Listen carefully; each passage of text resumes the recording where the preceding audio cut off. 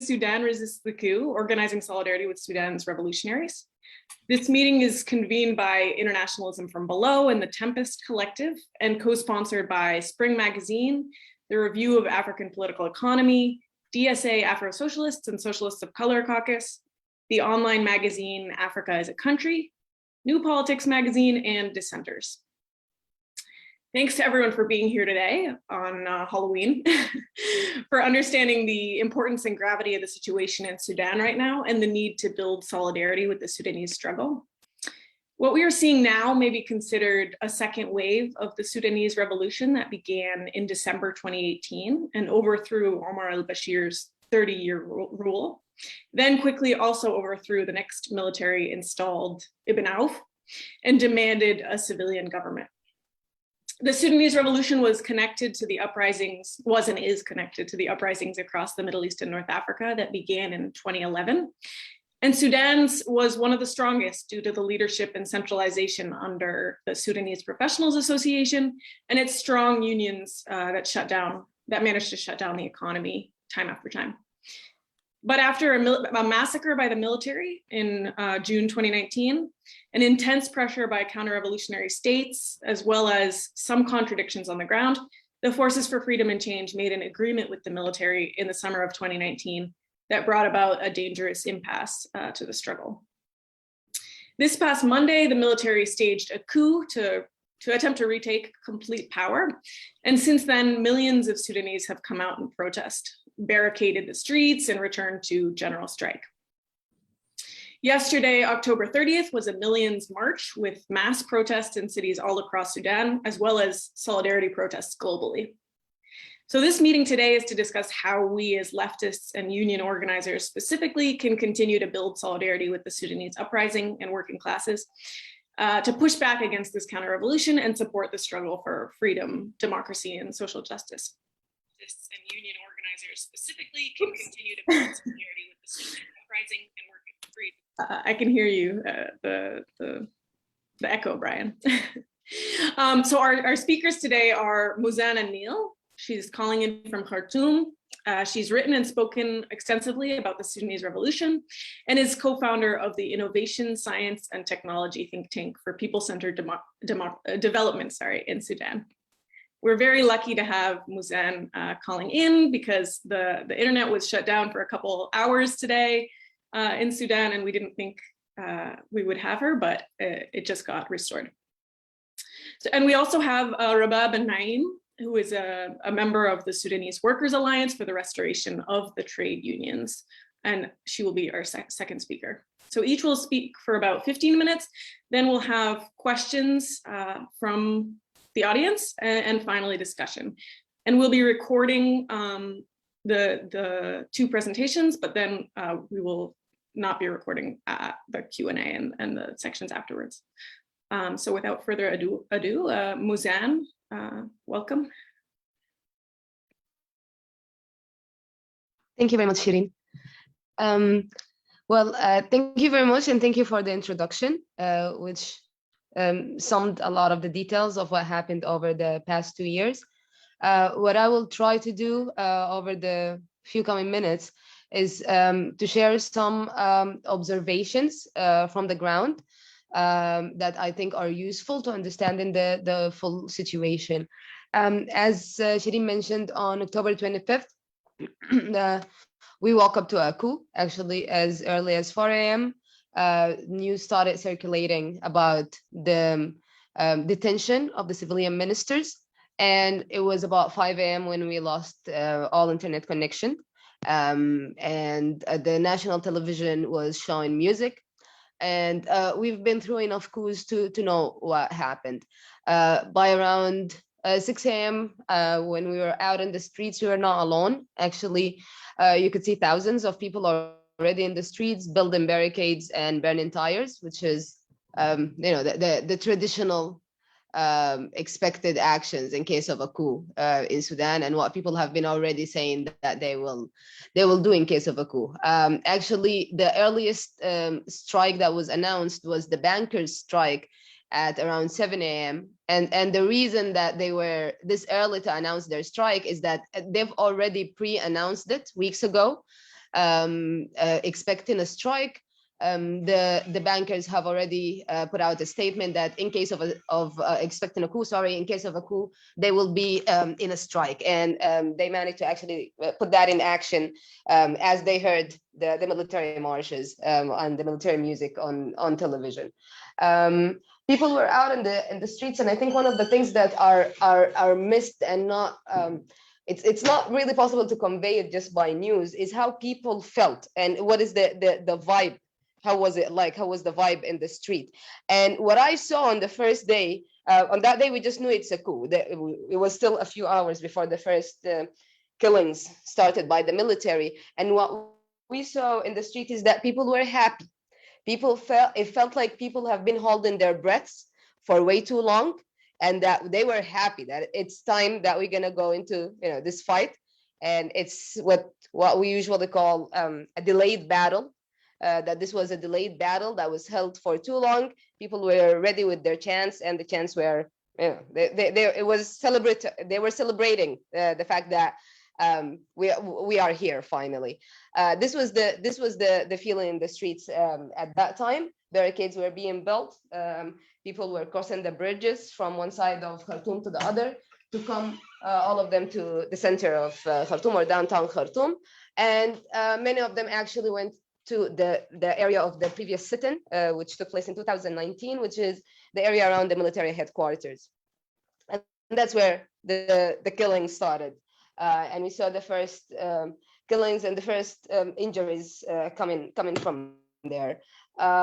It's different this time also from the observations of the people who were there, that no one force, and this is a country of militias. We need to keep that in mind. This is a country with a lot of militias, including the army is one of them.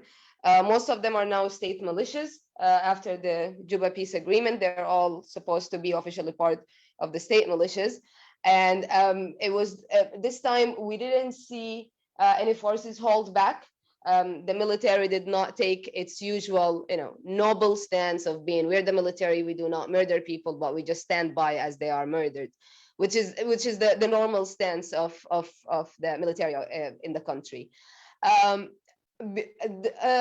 Going back to why people expected this coup is coming.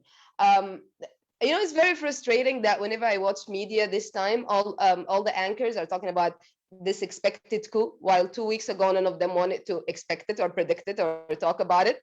But yeah, first of all, since 2 years ago, it was always predicted, given the fact that the partnership and the setup of the partnership between the civilian and military could not hold, and that is something we knew. But also there were rising tensions between the military and the civilian arms during the past 6 weeks or so.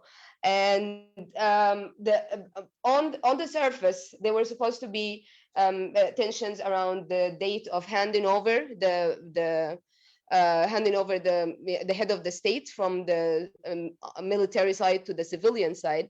And honestly, the civilian side pulled out a lot of technicalities to move the data around and start what seemed to be a fight with the military. And on the other side, this whole thing about being at the top of the state is not something that in reality was utilized or can be utilized by the civilian side. They had the majority in the Sovereign Council all the time. They never utilized it. They never pushed any decision through the Sovereign Council that is against the military or was rejected by the military. So I find it somewhat difficult to believe that this is the actual reason. And I do think that at a certain moment, we need to understand what started the unrest and the tension between the two sides, but it's not something that it's not honestly the priority right now, but maybe we'll find out that maybe if we spend more time understanding that, we can have an easier battle or a better outcome out of this. As mentioned in the introduction, people took into the streets, barricades were built, strikes took place. The country was in situation of total civil disobedience. This was managed in lack of communication. This was managed basically by the resistance committees, the neighborhood resistance committees, and it still is. The neighborhood resistance committees has issued First, they put out the call for a millions march on the 30th of October, which was yesterday. And prior to that, on the 29th, they've put out their demands, why they're marching against the military. They put out a list of 7 demands that I would actually like to read to you. So the 7 demands that were put out by the resistance committees was the overthrow of the military coup and hand over full power to civilians. Hand over all members of the military council to urgent and immediate trials on charges of instituting a military coup. 3, no dialogue or negotiation with any of the members of the military council and members of the security committee, and reject any interference by international access. 4, dissolve armed militias and reconfigure a national armed forces within a specified period and in accordance with the national doctrine aimed at protecting the country's borders and the people's rights to freedom, peace, and justice. 5, remove all armed and civic forces from the political process once and for all by criminalizing the practice of politics by the military. 6, forming all the structures of the transitional authority within a specified period under the supervision of the relevant professional and academic bodies. And 7, complete independence and sovereignty of the Sudanese state with regard to all economic, political, and security decisions. Those demands were first issued by one of the committees in one neighborhood. Khartoum is a tripartite city, so it was one neighborhood within one part of the tripartite city, and within hours it was adopted by Omdurman, which is the part where the one neighborhood is, and by the midnight before the 30th of October it was adopted by the 3 parts of the capital, and it was put out as not as demands but as goals of the revolutionary movement by the resistance committees in the capital. This part is not mentioned in the media. In reality, up until now, all the media that I get access to, although limited, but yeah, the main channels and the mainstream ones, they're mentioning that people are out against the decisions of the military, although it's very clear that those demands go further, and they are also related to issues that the resistance committees went into struggles with the partnership government throughout the past months. Some of them, basically, the point regarded the independence and sovereignty of the Sudanese state regarding decisions. It's a long battle between the resistance committees and the government regarding the interference of international organizations, of international monetary organizations as well, in putting the policy of the country. So it's very clear that those demands go beyond the immediate problem, and that is one of the, you know, it can be a good definition of a revolution, you know, going beyond those immediate problems towards roots of the issue. This is not mentioned. Actually, the existence of resistance committees is something that you can easily miss watching the mainstream media, although they are the ones putting out the calls for the millions march. They are the ones putting out the tracks and the plans and putting out the demands. And those demands were actually read out loud among the crowds during the millions march. And it's a video that is out there in social media, but yeah, mainstream media decides to just ignore it again and again. Muzan, you're at 10 minutes. You just have 5 minutes left. Sure, thank you very much.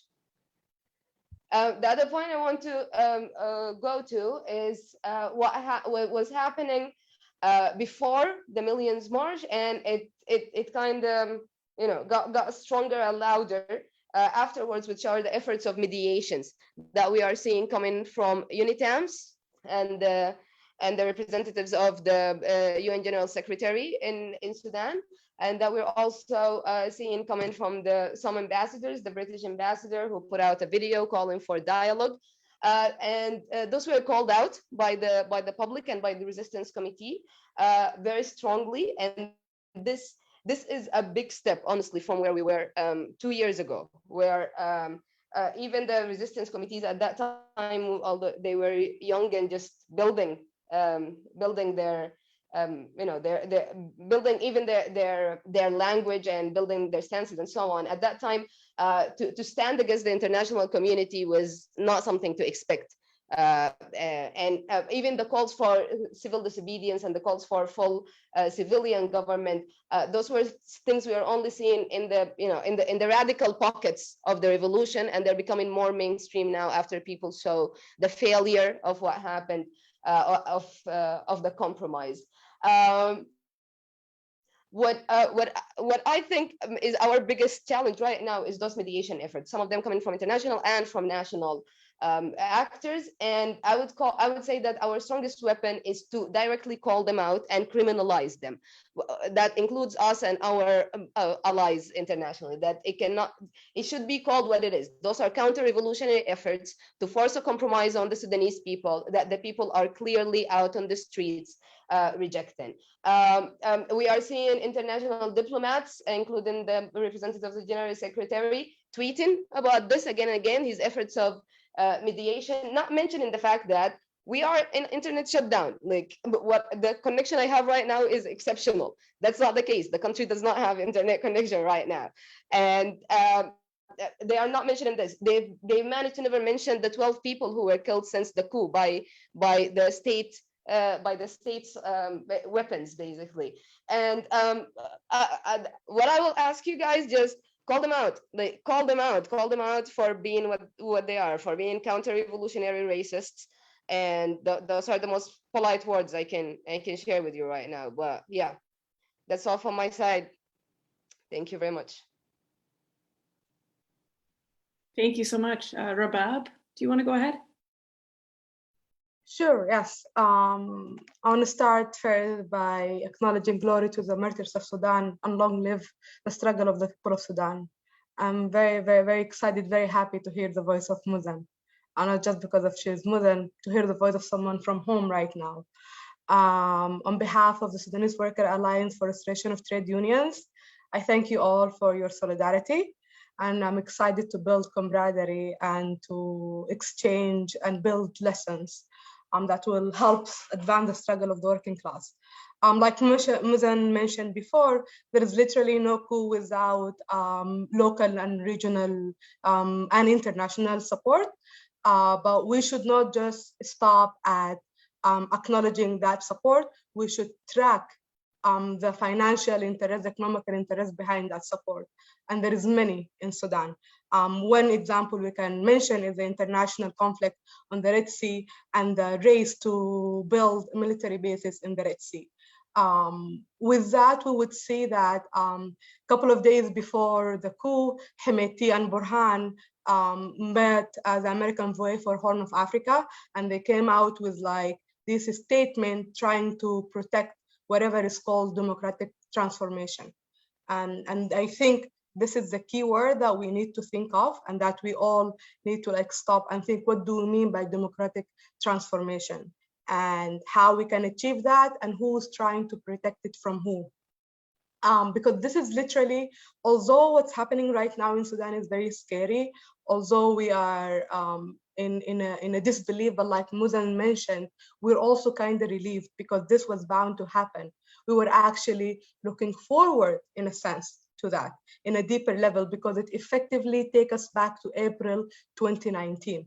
It takes us back to the lead of the streets, but hopefully takes us back with lessons we've learned, with new allies and with new tools to resist what happened, and with mistakes that we've learned, and we're definitely not planning to redo those same mistakes.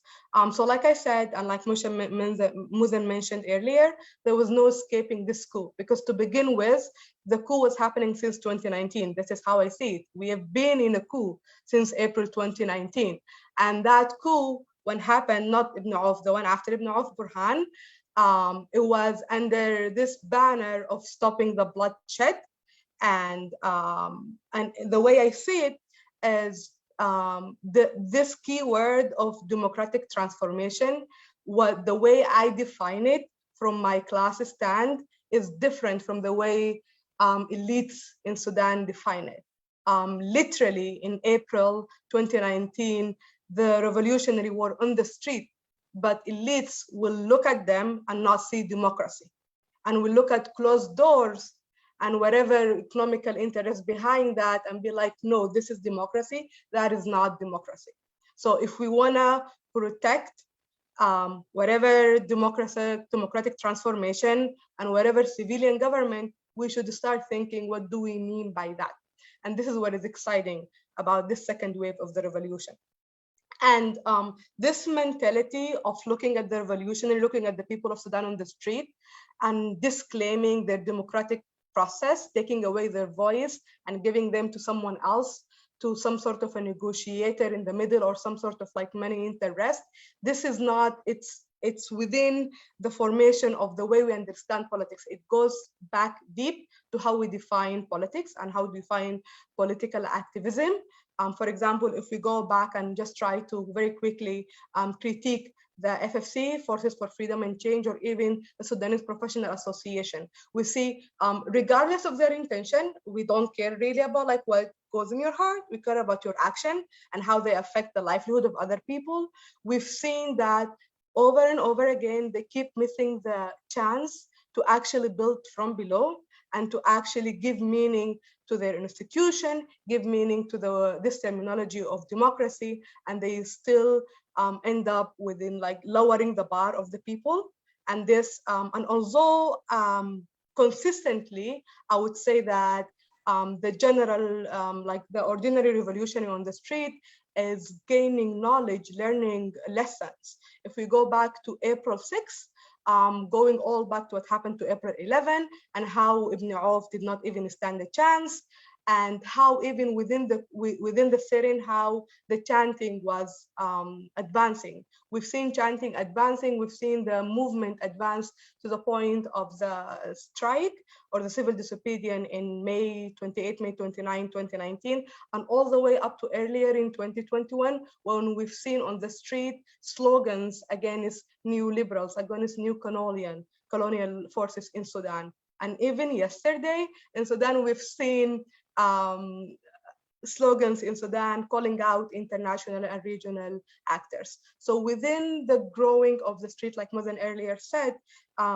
resistance committee are literally growing, finding their footing, finding this idea of democracy and how they're going to practice it on a daily basis and how they're going to claim power and rebuild the state for the people according to their understanding and practice of democracy.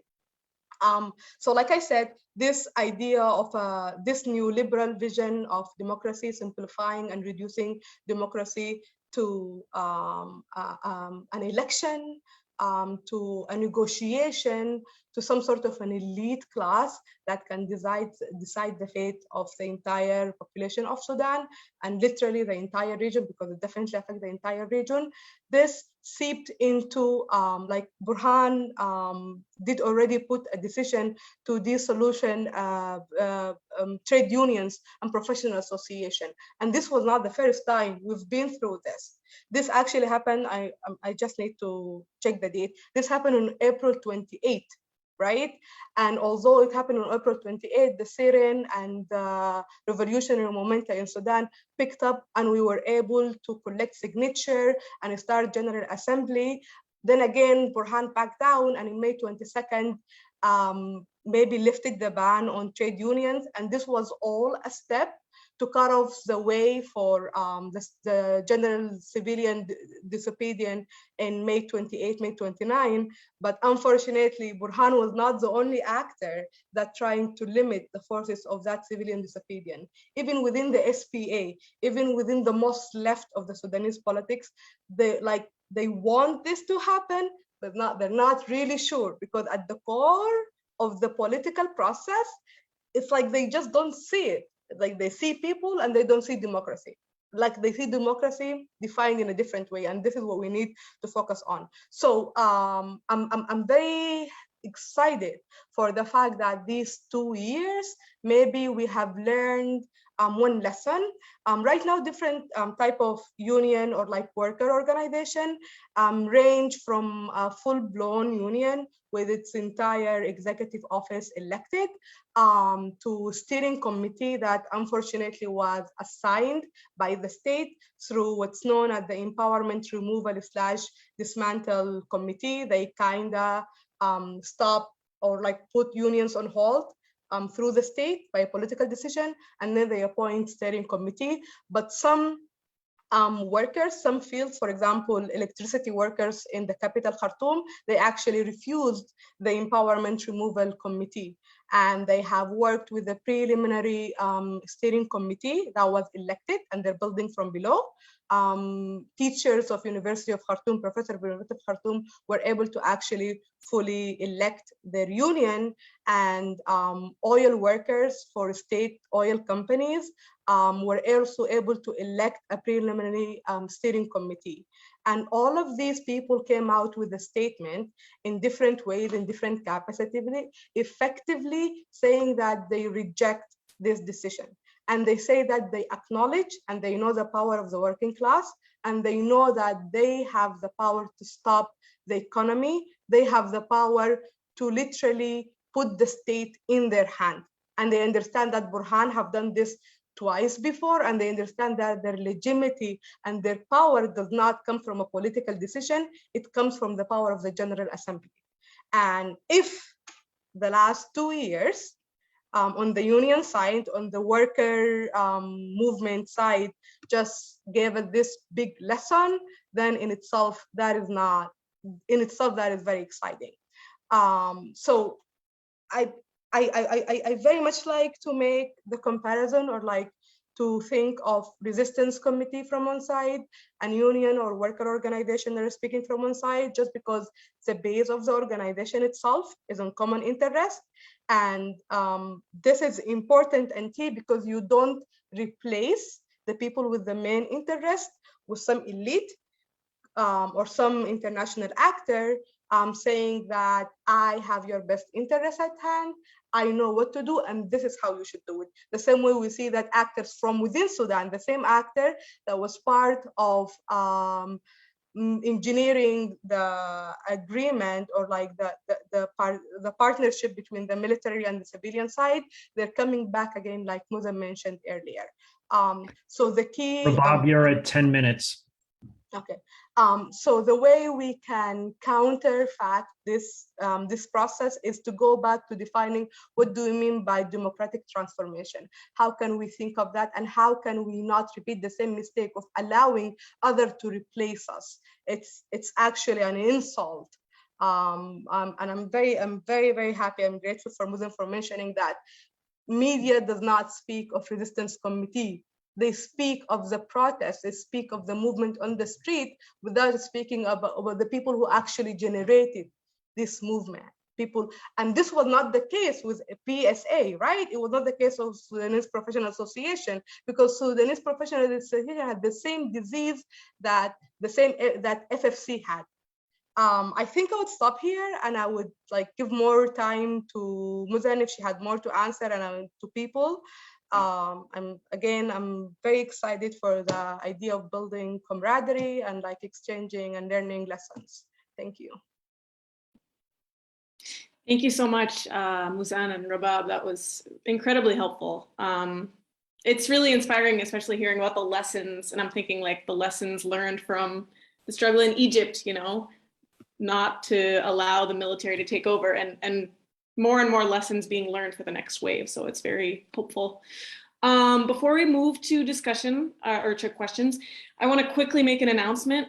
There's going to be a Haymarket